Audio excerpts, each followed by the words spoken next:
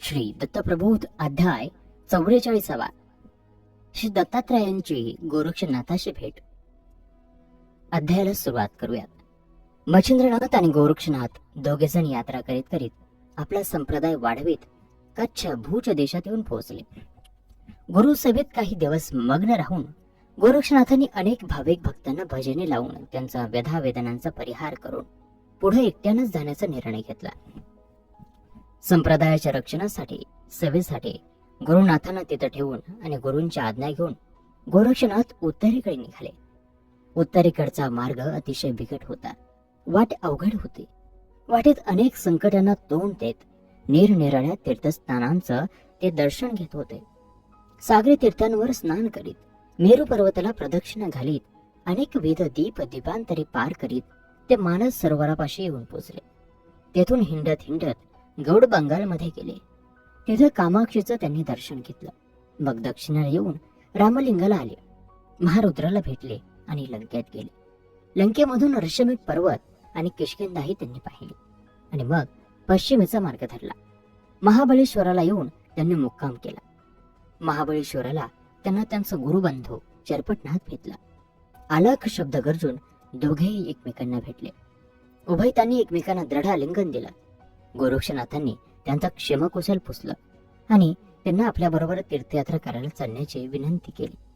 चरपटनाथाला हे ऐकून अत्यानंद झाला आणि अशा प्रकारे गोरक्षनाथ आणि चरपटनाथ हिंडत हिंडत मल्याळ देशात आले. तिथला सर्व राज्यकारभार गुरुपुत्र मेनीनाथ पाहत होता. योग्यजनांसह गोरक्षनाथ आल्याचं कळताच त्यानं पुढे होऊन त्या सर्वांचं स्वागत केलं. गोरक्षनाथांचे पाय धरून त्यांना रद्द कंठाने विचारलं, पिताजीचं दर्शन केव्हा घडेल? त्यांच्या दर्शनासाठी माझा जीव व्याकुळ आहे. त्यावर ते गोरक्षनाथ म्हणाले, मेनीनाथा, सद्गुरू तुला निश्चितच भेटतील. तू धीर धर. हाती असलेली सर्व कर्तव्य कर्म ही परमार्थ बुद्धीनं अहंकार न धरता कर. तुला सद्गुरू निश्चित भेटतील. तुझा कळवळ्याचा निरोप मी आपल्या सद्गुरूंना देतो. असं म्हणून मेनीनाथाचं आदरातिथ्य स्वीकारून त्याला आश्वासन देऊन आशीर्वाद देऊन गोरक्षनाथ आणि चरपटनाथ पुढे निघाले. चालत चालत पश्चिम सागरी येऊन पोहोचले. तिथला तो रमणीय निसर्ग पाहून त्या क्षेत्री मुक्काम करण्याचा त्यांनी निर्धार केला. आपली मठी तिथं उभी केली. साऱ्या पंचक्रोशीत गोरख मठी म्हणून तिचं नाव प्रसिद्ध झालं. गोरक्षनाथ त्या मठीत ध्यानधारणेला बसू लागले. तपश्चर्या करू लागले. सिद्धींच्या द्वारे विविध चमत्कार करू लागले. गोरक्षनाथांना भिक्षेसाठी बाहेर हिंडावं लागत असे. त्यांनी आपल्या योग सामर्थ्याच्या बळावर बसल्या जागेस कुणा पुढे ही भिक्षा न मागता शिधा पुढ्यात आणून ठेवणारी झोळी केली होती. निर्जीव हातांची झोळी त्यांना सर्व भिक्षा आणून देत असे. सारे लोकांना या गोष्टीचं मोठं आश्चर्य वाटे. या मठीच्या आसपास गोरक्षनाथाने मुद्दाम विविध वनस्पतींना आणि वृक्षांना आवाहन करून बोलावलं होतं. त्यांची जोपासनाही निगोतीनं केली होती. नानाविध वनस्पती त्यांच्या दारात भरघोस वाढत होत्या. त्या औषधी वनस्पतींपासून गोरक्षनाथ वेगवेगळ्या प्रकारचे धातू बनवत असत. त्यांचा उपयोग कसा होतो हे समप्रमाणात प्रयोगानं सिद्ध करून उदाहरणासहित ग्रंथात त्याचा समावेश करत असत. असा हा आगळा वेगळा अलौकिक ग्रंथ लिहित असताना गोरक्षांच्या मनात एक वेगळाच विचार आला की इथे इतक्या नानाविध प्रकारच्या वनस्पती आणि वृक्ष आहेत. हे सारे वृक्ष प्राचीन आहेत. पूर्वापार परंपरेनं चालत आलेले आहेत. फार जुने आहेत.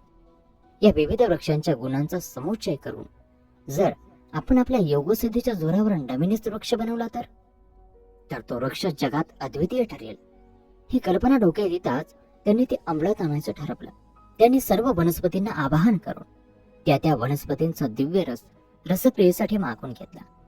त्या दिव्य रसाचा धातू बनवून ठेवून दिला. बरेच दिवस लोटले. त्यांच्या मनातली कल्पना काही प्रत्यक्षात उतरू शकली नाही.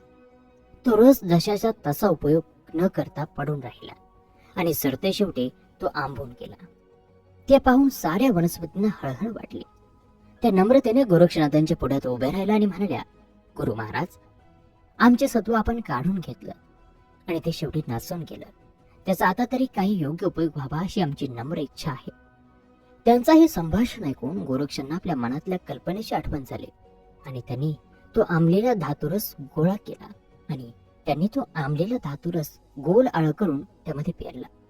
त्याचं नाव ठेवलं गोरख आंबले. हा वृक्ष अतिशय औषधी आणि गुणकारी होता. हा गोरक्ष आंबले म्हणजे सर्व औषधी वृक्ष होय. आजही तो त्या पर्वतावर आढळतो.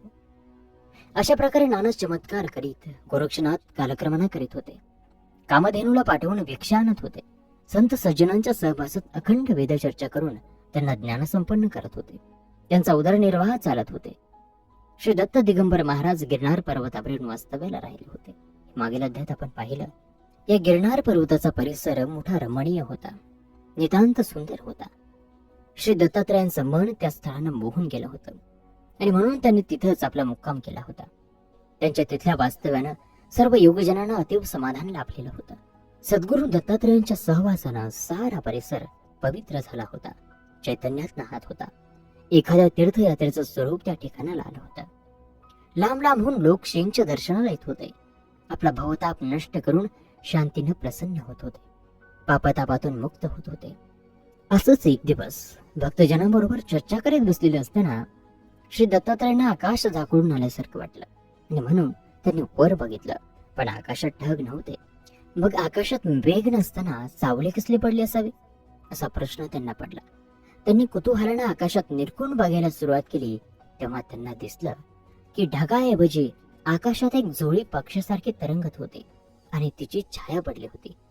ती झोळी पाहून दत्तात्रयाने विचारलं, हे योगजन हो, हे कोणाचे खून तेवढं मला सांगा. ते म्हणाले, गुरु महाराज, मच्छिंद्रांचा अंकित असा जो महासिद्ध गोरक्षनाथ, त्याचीही झोळी होय. ही झोळी नेहमीच अशी आकाशातून भ्रमण करीत पक्षासारखी जाते. गृहस्थांच्या दारात भिक्षेसाठी थांबते. भिक्षापदरी पडताच पुन्हा आकाशात उड्डाण करून माघारी गोरक्षनाथांकडे जाते. दत्तात्रयांना गोरक्षनाथांचं कौतुक वाटलं. अशा महासिद्धाला आपण भेटावं असं त्यांना जाणवलं. पण भेटायचं कसं, ती संधी केव्हा येणार, कशी येणार असा विचार करत एवढ्यात त्यांना एक युक्ती सुचली. त्यांनी टाळी वाजवली आणि झोळीकडे बोट उडवलं. त्याबरोबर ती झोळी आपोआप खाली दत्तात्रयांच्या पायाशी आली. भोवतालच्या सगळ्यांना अतिशय आश्चर्य वाटलं. ती झोळी गोरक्षनाथांच्या आज्ञेपासून कधीच खाली उतरत नसे. अवधूतांचं सामर्थ्य होतच तसा पाठ. पण बाकीच्या सज्जनांना भीती वाटली की आपली झोळी खाली उतरवलेली गोरक्षाला समजलं तर तापट हटवगे संतापानं लाल होईल आणि मग नसता प्रसंग उतरेल. पण अवधूताला ही भीती नव्हती. गोरक्षांच्या अहंकाराचं निर्दालन करायलाच ही योग्य संधी होती, याची पुरेपूर खातरजमा त्यांना झाली होती आणि म्हणून पुढच्या प्रसंगाची ती वाट पाहत होती. नेहमीची वेळ टळून गेली तरी झोळी भिक्षा घेऊन येईन, आता येईल मग येईल अशा आशावरती गोरक्षांना बराच वेळ धीर धरला आणि मग त्यांची खात्री झाली की आपली झोळी कोणीतरी खाली उतरवून घेतली. आपल्या सिद्धीला आवाहन देणारा कोण या भूतलावरती अवतरला असा प्रश्न त्यांना पडला. त्या झोळीचा शोध लावण्यासाठी गोरक्ष आपल्या सर्व सिद्धगणांना घेऊन बाहेर पडले.